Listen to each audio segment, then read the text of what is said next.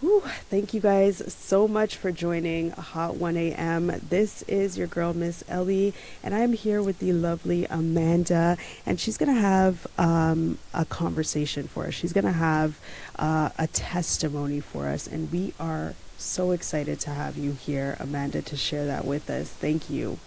Oh, thanks, Ellie, for having me. It's a pleasure to be with you and your audience today.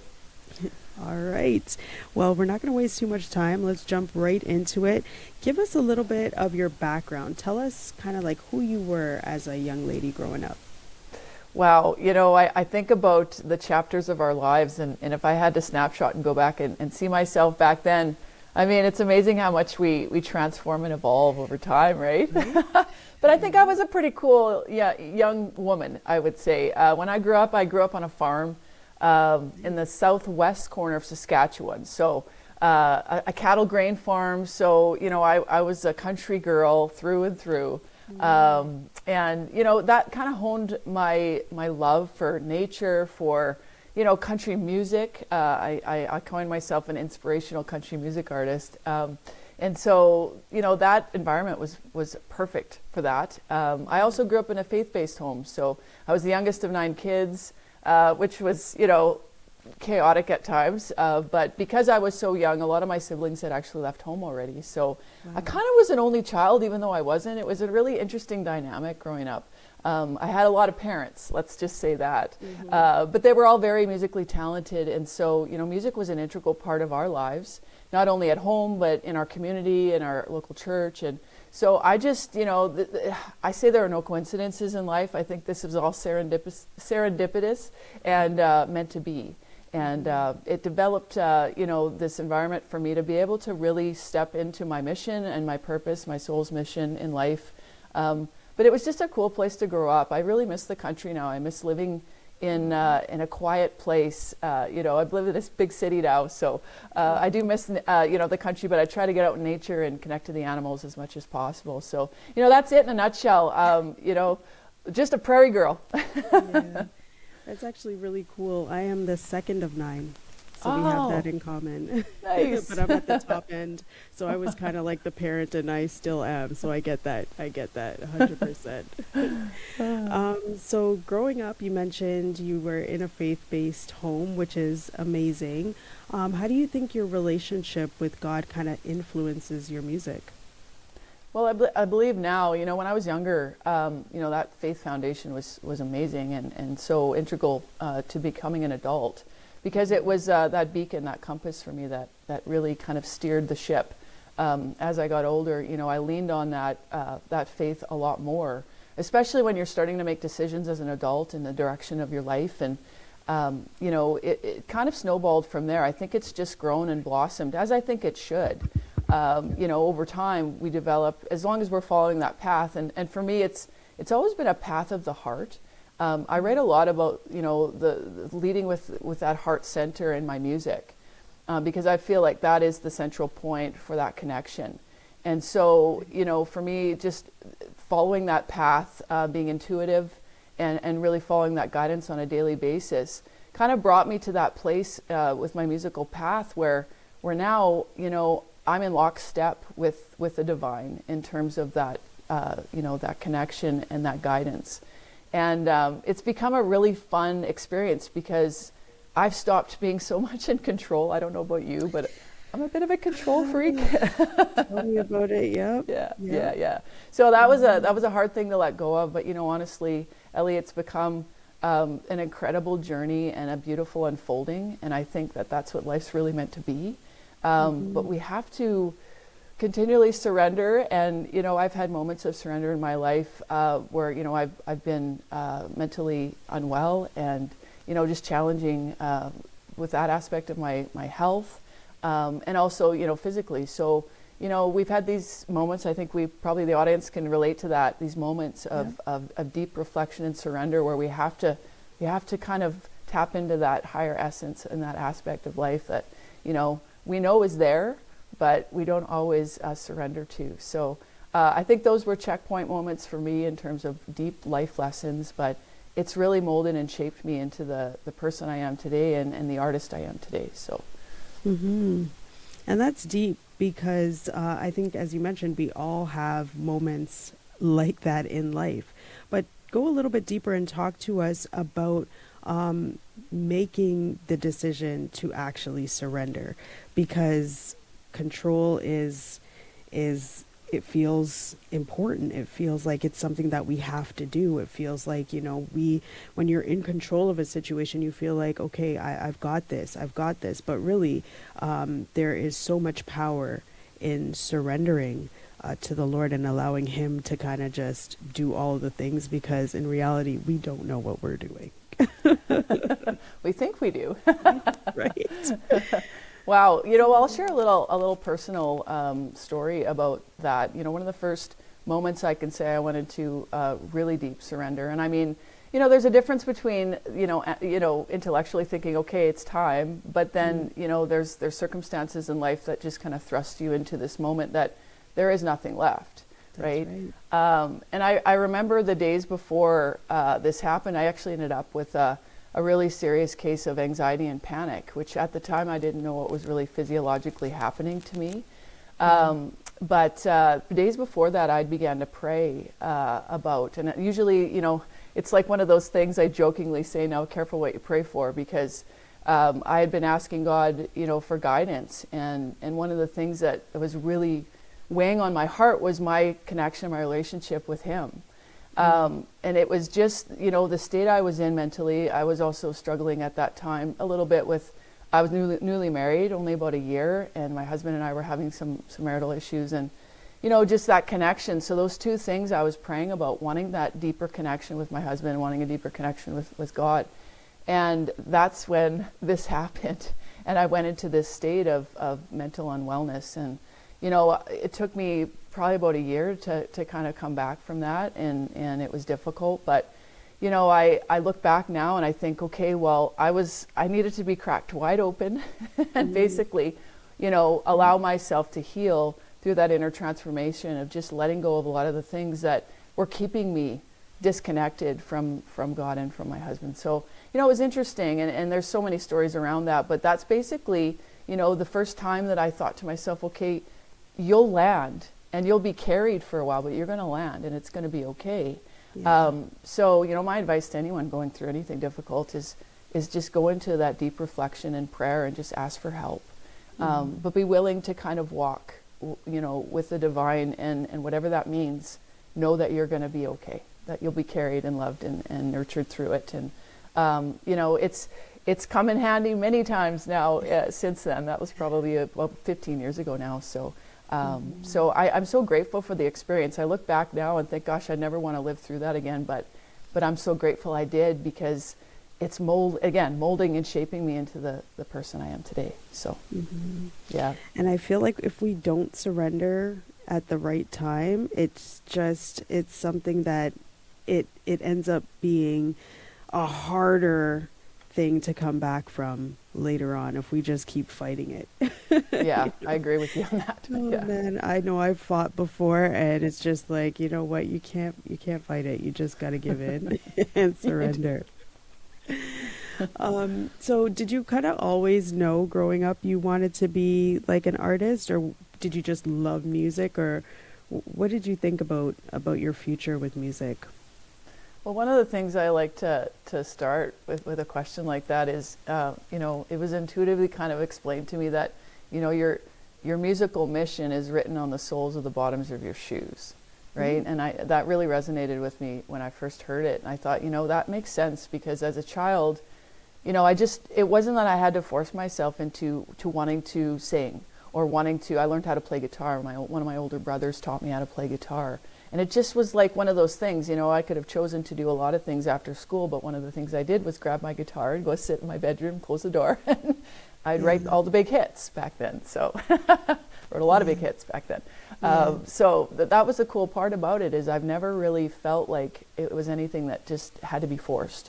I feel, this mission was always a part of my being. It was always a part of what I was meant to do here. So it just came naturally, and it was a lot of fun to see it unfold, because, I think being the youngest, we talked about that earlier, I always felt like I needed to kind of express myself, because I wasn't being heard as the little kid.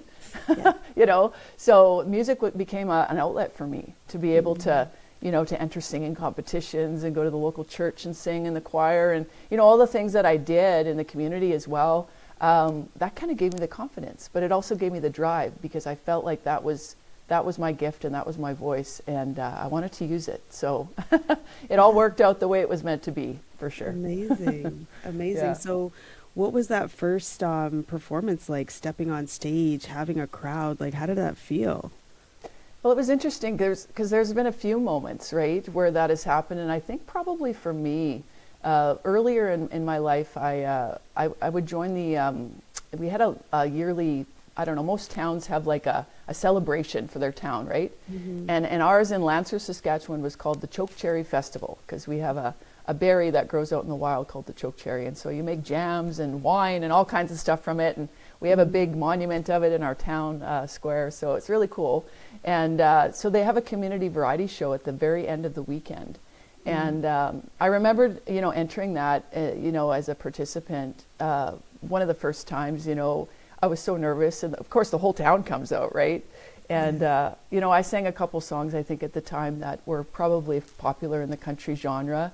But I just remember those moments being so special, because I was surrounded by all the people I loved and that supported me. And I was able to get up and use my voice and share it. And I mean, I think there's some old tapes of that. I think there was a local guy that had a VHS recorder, and I'd love to get a hold of those, because I think they'd be so fun to watch. But that's how it all started for me, you know. And it's just gaining that confidence as a performer, to get up on stage and just share your gifts with the world. So that's pretty cool. I love it. I love it. So talk about, I mean, you talked a bit about, you know, an up and down, that journey of just surrendering to the Lord. How do you kind of stay consistent in all of the things, making sure that you're putting God first and that you remain submissive to his word and to his ways? That's a good question. You know, I think for me, I've adopted you know, a regular practice of reflection and inner work. And one of the things that I really, you know, learned how to do, especially as I talked about, you know, the anxiety and the panic that I went through for, you know, for off and on for quite a while. I learned how to go within, as opposed to kind of searching for answers outside of myself. I learned how to come inside, right? And to get quiet. And I think, you know, that's where I find the connection to God the divine is within, right? So, you know, that quiet reflection time is so sacred to me now. The world gets busy and we can be very distracted, as we know, with our technologies and all the things that are happening on the planet right now. Yes. So put it away and get really quiet. And one of the ways I do that is I get out in nature. I get outside, and I'm able then to kind of hear that inner voice. And that connection that I have with God, and you know, it's easy then to be able to have that dialogue, and you know, intuitively I feel those answers. Music has come that way for me as well, but it means you have to be willing to surrender and sacrifice the things that maybe are more convenient or, you know, more exciting at the time, you know, as we get on our phones and start doing things. So, you know, that's been really important, and I try to do that on a daily basis. For sure, I'm always very self-aware of what's happening, and make sure I carve that time out, because it's special and important. So I hear that's very special and essential and important. So I guess Jesus is kind of the center of your musical journey. To some degree, I would say, you know, for me, Jesus has always been, you know, obviously growing up and learning about his teachings when I was young. You know, I always think of him as kind of being like the big brother that walks beside me, as crazy as that sounds. I just feel like his knowledge, his wisdom just kind of, you know, walks with you, right? And as that way shower. And so, you know, the idea of living life is, well, what would Jesus do? It's kind of a mantra in the back of my head all the time, you know? And, you know, he emanated this amazing, you know, beingness on the planet that I feel like, you know, he wants us all to kind of rise up to try to meet him there. So, so that's kind of how I see Jesus as a you know, integral part of my life. He's just kind of there all the time. And then so, oh my gosh, the music industry sometimes can be tricky, a tricky industry when it comes to being successful, and even in the Christian lane. So talk to us a bit about the Christian music industry, and if you have any tips for anybody that might be on that journey, what would you kind of say to them? That's a good question. As I mentioned earlier, I coined myself inspirational country. So I was actually, mainstream country artist for many years, and promoted in that genre, Yeah. and had a lot of success. I mean, obviously, there's a lot of really great support here in the prairies, specifically for country music. But my heart was calling me to go further with it and to open myself up a little bit more, be a little bit more transparent about my love for God and my faith, and express that through my music. And I actually about 3 years ago now released my first song into the Christian gospel market, and it fit perfectly. It was a beautiful song called "Call on Me," and so it was a great introduction into that sector. And now I find the people are just beautiful, and it's so fun to become slowly become a part of that community. But I'm always going to be a country girl, so I kind of cross promote in both if I can. But advice wise, I would say for me it's always continuing to follow that path of the heart and be completely authentic and intentional with being authentic and unique in my own specific way, whatever that means, right? So my expression, the way that I portray even my relationship with God, or basically the messages that come out from that expression, I have to be real and authentic and just let those land where they're going to land, no matter what. So whatever genre, whatever sector you end up in, if it's this Christian gospel sector, which is beautiful, just allow yourself to kind of, write and express the music as it is coming through you, right? Try not to, because I constantly would try to kind of maybe make it fit into a box, like it had to sound a certain way, or it had to be phrasing wise a certain way. But I don't really focus on that anymore. I think, people who are meant to listen to the music that you create, those are the people that are going to find it. It's all divinely inspired. So all you have to do is just be present, open, authentic, and real. The world needs more authenticity as far as I'm concerned. Just, 100%. Real, right? So that's my advice, is just to follow that guidance, that heart-centered guidance, and be you. Just be you. Yeah. Amazing. So talk about the award show. It's coming up. I Yeah, know that you're yeah. going to be there. Are you excited about it? Oh, it's always such a joy to be able to spend time in a community. Obviously, as I mentioned, it's so beautiful and supportive. So it's always an exciting thing, and I've been to lots of different award shows over the years, through the country genre as well, and it's always fun. It's just always a great time, and just as far as connections go, that's always special too, right? So yeah, it's gonna be great. Well, we love to hear it. Let us know what is next for Amanda. What do you have coming up in the next year or so? We should probably tap Right? into God this morning and just ask what's next. Yeah. Because I kind of feel like I get up every morning and think, okay, I've got a plan. We'll see how that goes. Right? There's that expression, if you want to make God laugh, tell him your plans. I It's like that. it's true. It's true. But I do have a few things going on. I've got a brand new single called Built That Way that just came out in the last couple of weeks. So we're really busy into the promotion of that and just making sure that gets out to as many people as possible. And I'll be doing some shows this summer, some festivals, and I've got a Christmas concert series coming up in the fall in my area. So lots of performances, and just there'll be time for writing, hopefully a little bit more recording. I'm hoping to release an album next year. I've got enough singles out now that I'd like to kind of formulate that into a package deal and put a few more new songs on there. So there'll be enough going on in the next few months and a year. So I'm excited, and just can't wait to see what else comes from that, because who knows. Yeah, God definitely has got a plan. So we're looking forward to see what He has to incorporate into that. And so I always love to ask if there's like a scripture or something that you kind of maybe go by on a regular basis that you feel would be just beautiful to share with the audience. I love that question. I've never been asked that before. So I did reflect on that a little bit and think, okay, so what would I want to say? You know, one of the things that has come to me recently is there was a parable that Jesus told of planting the mustard seed. And if people are familiar with that, I mean, obviously the reflection of that is you know, that there's this little mustard seed. It comes almost from, you know, nothing, and it goes into the ground, and over time, it grows into this beautiful tree that has these beautiful branches that, you know, support and shelter others, other parts of nature.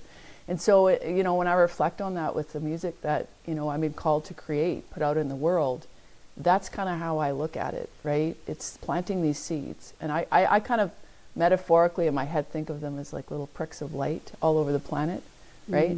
And so ultimately what we're trying to accomplish, or what I feel is we're being called to do in that sense is, you know, spread the word, right?